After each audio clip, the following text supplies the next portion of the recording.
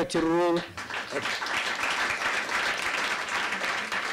a cabal, yes, okay, I will. A cabal, a small group of people who are really the problem children of the Horn of Africa now. This regime, which has been militaristic, anti-democratic, add to that has been anti-development. What do they have to show from 1991 to 2006? Ethiopia and this regime is given upwards of $1.5 billion a year, and they have very little to show it. They are not seriously interested in Ethiopian development, let alone Somali development. If they are serious about the public health of their own people, they could have used the funds that have been earmarked for HIV/AIDS, which are being used for military purposes, for suppressing people, for colonizing and planting new peoples in places like Gambela.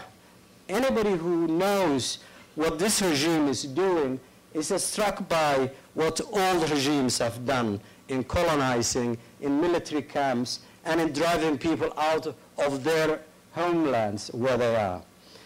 I want to say, yes, we are back to 19th century. There's no Somali government that we can speak of. And I will just add this. There are just and unjust wars. Somalis have now a just war, which they are entitled to drive the Ethiopian occupiers. This is not to be negotiated, and all options have to be on the table. Those who are talking about you cannot use violence, and probably some American officials are saying this, they have to go back to their own history. It's like telling the Americans in 1760s, 1770s, don't fight King George III, reason with the colonial power. They were the founding fathers, and no better document than what Jefferson has written in his Declaration of Independence and the demand for independence.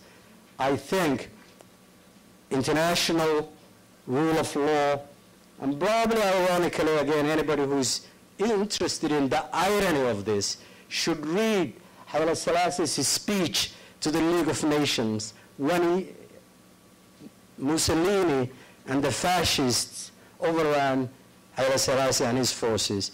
When he went to Geneva to plead with the League of Nations and to say, if a big and powerful country can go and occupy and militarily dominate another country, the days of the League of Nations are numbered. And Haile Selassie was proved right.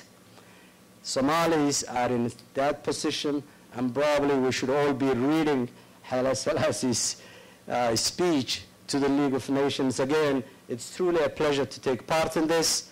If the Somali and Ethiopian peoples can come together as peoples, well and good. If there are governments who are representative and who are genuinely interested in coming together in regional cooperation, and we have a lot to cooperate upon, that also is a sound and sane way to proceed. But for Somalis, that option is simply not now. Thank you very much. Good evening, and galab wanaagsan. I am honored to be here, and I want to actually thank the Somali Institute for Peace and Justice for providing this town hall meeting. I will be talking about reconciliation approaches of war-torn societies, and I think I will not actually serve justice for the topic because it's a very, very broad and wide topic. And I do feel for you because I know you have been sitting for a while. I don't know whether it's the male, basically, conspiracy theory to put me on the last speaker. So So I know you are tired, and I'll try to be as quick as possible to make it as fast as possible. And but you know, in normal circumstances, it would have been better. But today, actually, I'm not feeling well. I'm sort of congested. I'm feeling a bit lousy. I'm nauseated, and sometimes feeling dizzy. So I hope we do have some doctors in the room, just in case of an emergency. In my 10-minute presentation, first, I'll talk about reconciliation in the general sense. Second, I'll comment on peace building strategies. Third, I will offer some examples of the challenges and ways in which other countries have responded to violent conflict through truth, reconciliation, and accountability commissions. And lastly, I will conclude with a stanza of a poem that I originally composed in 2004. And that's something that my partners didn't give you today. So I'll at least give you a little bit of a poem.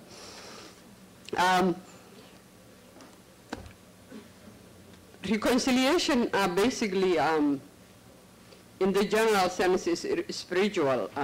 It has a spiritual dimension. It signifies the importance of healing and forgiveness. Reconciliation, in this view, consists of restoration and healing. Also, reconciliation has economic aspect to it. We know that the capacities of Somalia and the Somali people is limited. Basically, Somalia has been dependent on foreign aid for quite a long time, I mean always. And since the Civil War started, actually, the infrastructure of the country has been destroyed. And most Somali people are actually either internally displaced or they are in refugees. And we know, you know, the problems that we do face.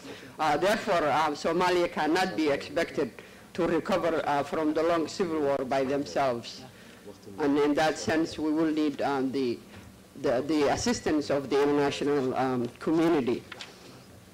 Politically, we know abuse of power in one of the major causes of the Somali conflict.